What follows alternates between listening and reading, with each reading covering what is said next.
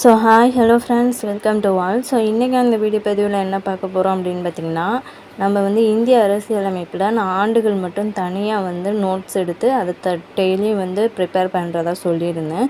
So அந்த ஆண்டுகளை வந்து நிறைய பேர் வந்து கேட்டிருந்தீங்கன்னா பிடிஎஃபாக சென்ட் பண்ணுங்கள், நாங்களும் படிச்சுக்கிறோம் அப்படின்னு சொன்னீங்க.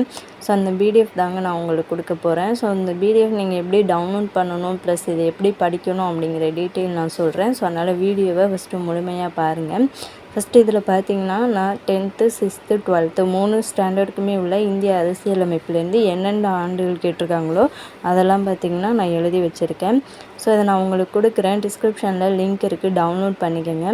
பட் அந்த பிடிஎஃப்பை வச்சே படிக்காதீங்க. அப்படி படிச்சிங்கன்னா உங்களுக்கு வந்து படிக்க முடியாது, கொஞ்சம் கஷ்டமாக இருக்கும். ஸோ வேணால் இதை டவுன்லோட் பண்ணிவிட்டு நீங்களும் இந்த மாதிரி பேப்பர்லேயோ ஒரு நோட்லேயோ வந்து எழுதி வச்சுக்கோங்க. ஏன்னா இதை வந்து ரெகுலராக நீங்கள் டெய்லியுமே வந்து படிக்கணும் இல்லையா? ஸோ அதனால் வந்து எழுதி வச்சுக்கிட்டிங்கன்னா உங்களுக்கு படிக்கிறதுக்கு வந்து ஈஸியாக இருக்கும்.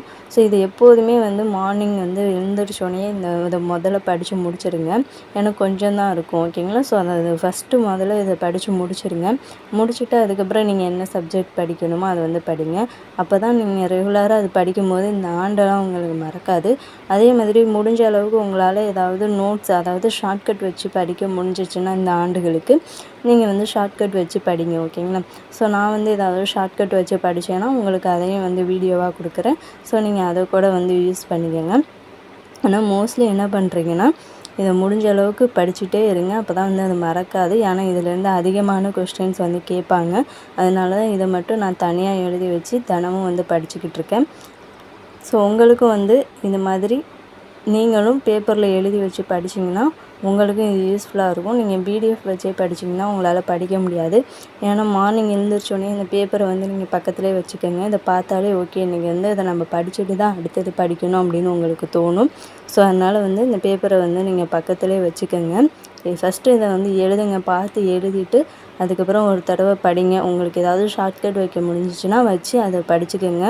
படிச்சுட்டு தினமுமே மார்னிங் எழுந்திரிச்சோடனே இதை முதல்ல படிச்சுட்டு அதுக்கப்புறம் நீங்கள் என்ன சப்ஜெக்ட் படிக்கணுமோ அதை வந்து படிங்க, ஓகேங்களா? தயவு செஞ்சு இதை வந்து ஃபாலோ பண்ணுங்கள். ஏன்னா ஆண்டுகள் ரொம்ப முக்கியம். இதுலேருந்து அதிகமான கொஸ்டின்ஸ் வந்து கேட்பாங்க. ஸோ அதனால் பிடிஎஃப்பை டவுன்லோட் பண்ணிட்டு படிச்சுக்கோங்க.